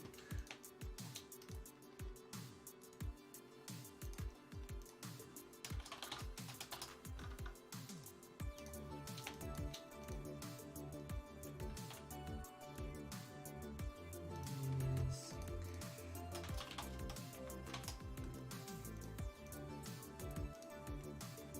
Rough. I don't know if I unsynced that. Yeah, I did. And sync with and details. Okay. So now, if I cycle my drawings, the whole hand changes. That's what we want. That's how it's supposed to be. All right. So Neostar says a cyborg alien beetle crash landed on Earth and begins living on a rundown apartment building in the inner city area. It's kind of like Astro Boy meets Howard the Duck. Interesting. Okay. But might I suggest don't try to sell your idea based on what other things it's like. Try to sell your idea on your idea alone.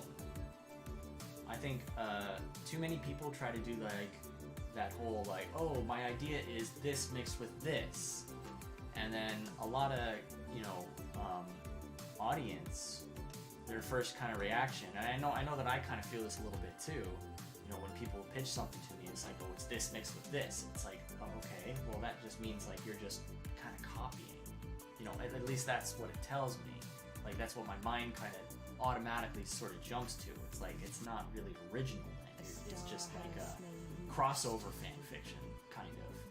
So, you know, even if you were heavily inspired by, you know, a couple different things sort of mixed together, like you really should be selling your idea based on your idea alone.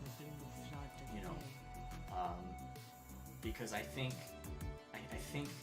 people will be able to more easily identify with your idea on its own, you know, if they're not immediately sold that idea based on other properties. You know, it's like, oh, well, if it's just this mixed with this, why don't I just go watch those other two things instead? Because they're already there, right?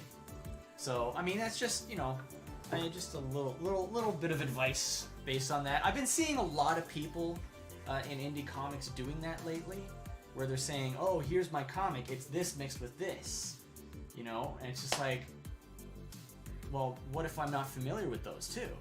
I don't know what that means, right? So you gotta say, like, what's the plot? Who are the characters, you know? Why is this interesting? What's the tone? Like, sell your idea on your idea, not on other people's ideas. Just my 2 cents. Just my 2 cents. I love you, Neostar. Just I've been seeing a lot of that, and you had me already. You had me. You had like a cyborg alien beetle crash lands on Earth and begins living in a rundown apartment building in the inner city area, and he gets like his own girlfriend or something, a human girlfriend. And there we go. That's cool. That's interesting. I like that. You know, it's got a flavor to it.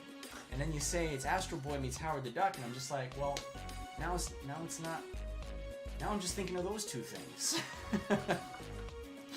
But yeah, I love you, man. But just a small piece of advice.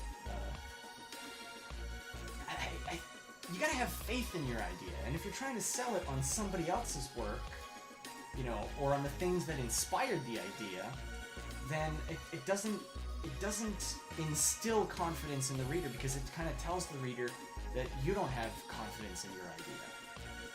You know? So, yeah. Sorry for the tangent. I've been seeing a lot of that lately. Alrighty. Oh shit, sorry, 10:22. How long have I been streaming here? I think I started around like 8:30, somewhere around there. So I'm on for a little while. Alright, I think I'm gonna work on this hand. I'm gonna get this hand done, and then I think I'm gonna call it a night. So, I'm just gonna move a few things into place here. Now, what I need here is I need the cutter. Let's see. Alright, I don't have the cutter built yet. But that's fine, because I know what I need in that cutter.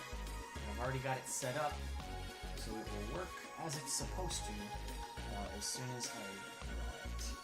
So first off, I need this here. Now I need to bring that forward so I can see it.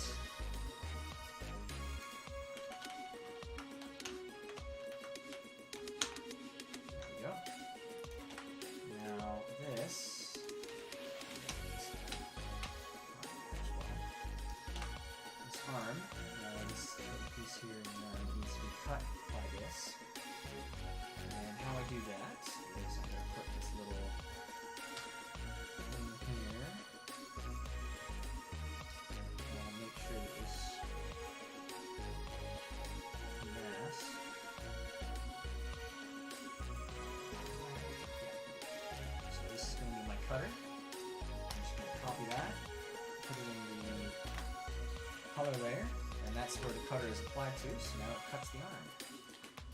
So you can see it. Oh, no, wait. Cuts the arm. And if it go too far past, then it'll, show up again. But yeah, that's that.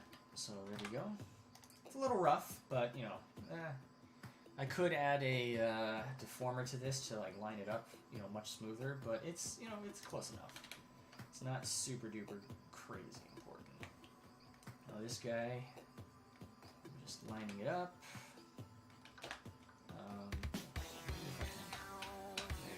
Yeah. All right.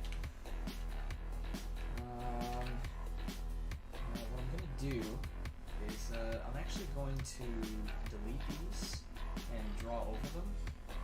So I'm gonna drawing duplicate drawing, and I chose duplicate as opposed to start from a blank drawing. I could do either way, but I want to do it this way so that I can kind of take a look at this. I want to have the pivot points start where the fingers start. So this is an important thing to do. I don't always do it, but it'll cause you less grief in the long run, if you do that. So, the only unfortunate part is that one finger kind of goes way the fuck over there. But we know what we're doing. Take that pencil. And I hope you didn't take any offense to that, Neostar. If you're back, I genuinely adore you guys.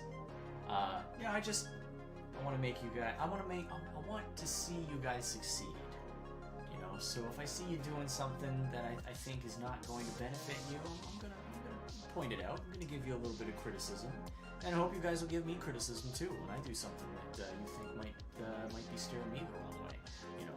If it's something that you know a little more about than I do on that particular subject or particular field, then I very much appreciate that stuff.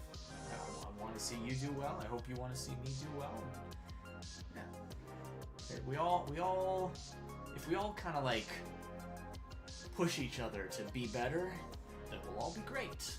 A rising tide raises all ships. And y'all are some fine looking ships. Alright, so get me fingers. And I can clean these up afterwards. You just kind of get them for the most part. Oh, right, this one is this. And I can cut that. There we go. Back to that.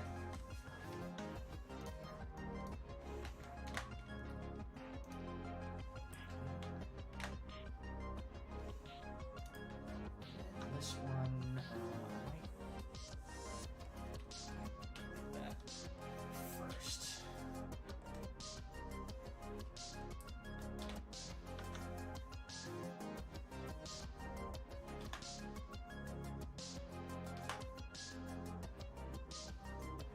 Funky hands.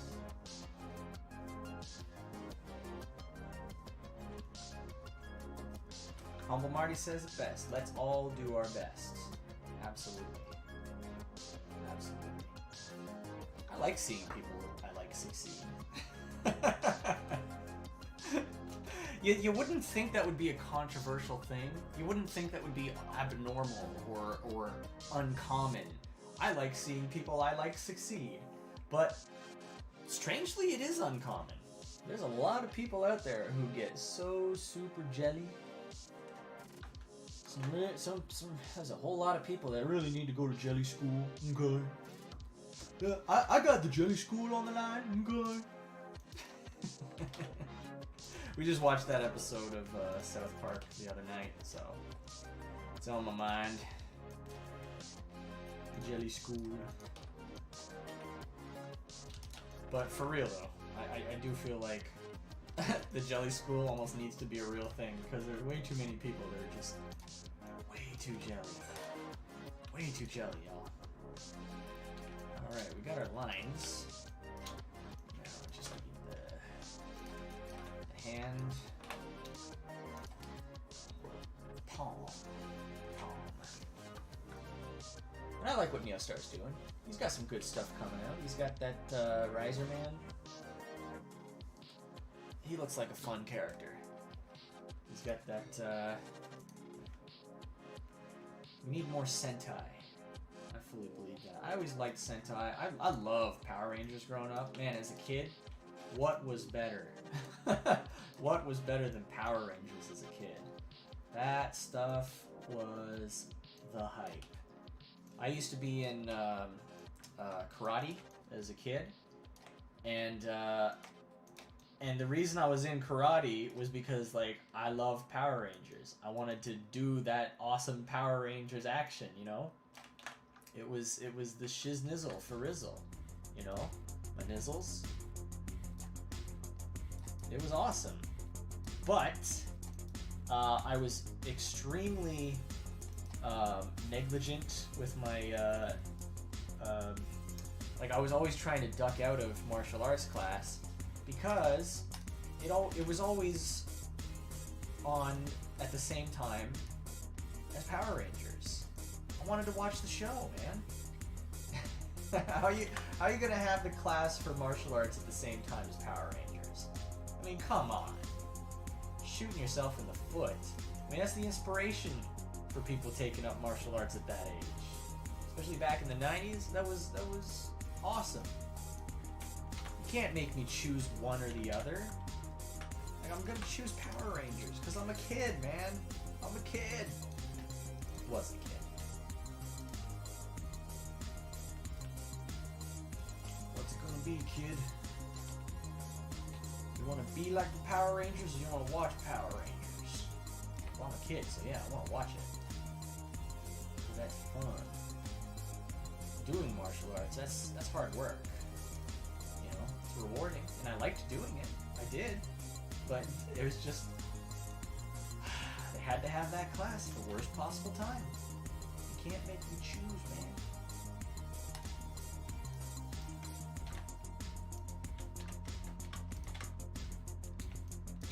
Here we go. Getting them fingers all filled.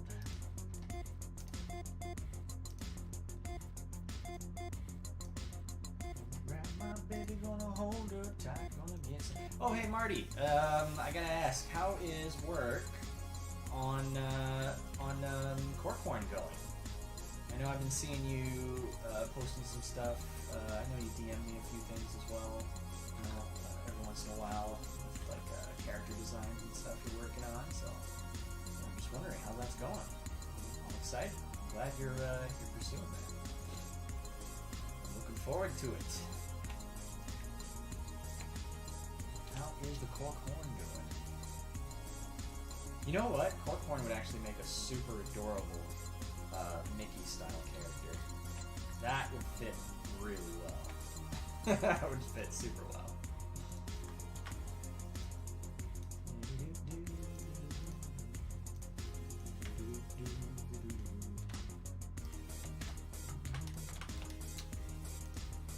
Almost done this first time. I think I'm just gonna scale this and move it over. Actually, no, I'm gonna redraw it. Get as accurate as I can. Hey, Neostar, welcome back. I hope you didn't take my advice the wrong way. I hope you know that I only offer the criticism because I love you, and I want to see you do your best. I want to see you succeed. I want to see you succeed. I want to see Marty succeed. I want to see my bros at Science Wizard Comics succeed. It's true what they say, and I fully believe it. The rising tide truly does raise all ships. Wasn't sure if you were back or not. I wanted to make sure you knew that I only mean well.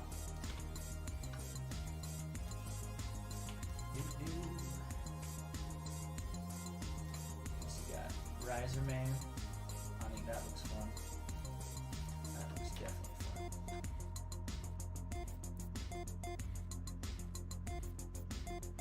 Humble Marty's got Corkhorn's turnaround done. She'll see what a Steamboat Willie Corkhorn looks like. Yeah, definitely. Send that rotation over to me. Maybe I'll take a whack at it on an animation stream sometime. Try rigging up a Corkhorn. That could be fun, especially in that in this Mickey style. It's super fun to make characters in this style. They're so expressive, so much life. I'm all about fun, expressive characters. Pineapple Pizza Man being chief among them. I think you guys are gonna have. I think you guys are gonna dig that comic, man. I've been having so much fun making it. I'm kind of taking a little bit of a break, just because I was kind of getting a little burnt out with it, and I hadn't done really any animation in a while, and I wanted to do like a proper project, and I had this Mickey style Sonic idea for a GIF stuck in my head ever since that Sonic movie just beat the ever-loving crap out of Birds of Prey. It needed to be done. Alright, let's just go. Oh. Okay. I accidentally had, when I pressed the delete button, I accidentally had it over top of the palette list, so I was trying to delete one of the palettes. I did not want that. Okay. Now, ordinarily, it wouldn't take this long to do the hands, but I mean, it took a little extra time just because I had to resync everything, which is just stupid. I don't understand why it imported and unsynced everything. That is just ridiculous. It makes no sense. It does not make sense. But you can see we got our lovely, weird-looking hand right there. But that's the hand that they had in the original. I basically copied it verbatim. But yeah, there it is. Neostar says, in my defense, I did explain what the original idea was. I just made a follow-up comparison afterwards. Yeah, I'm just saying cut out that comparison. Just cut it out, man. You don't need it. You already had something good.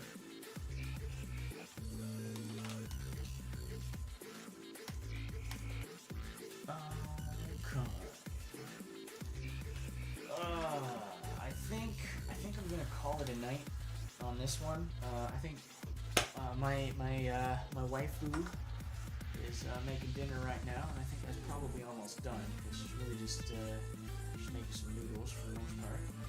So I think I'm gonna call it a night. I'm gonna keep working on this though.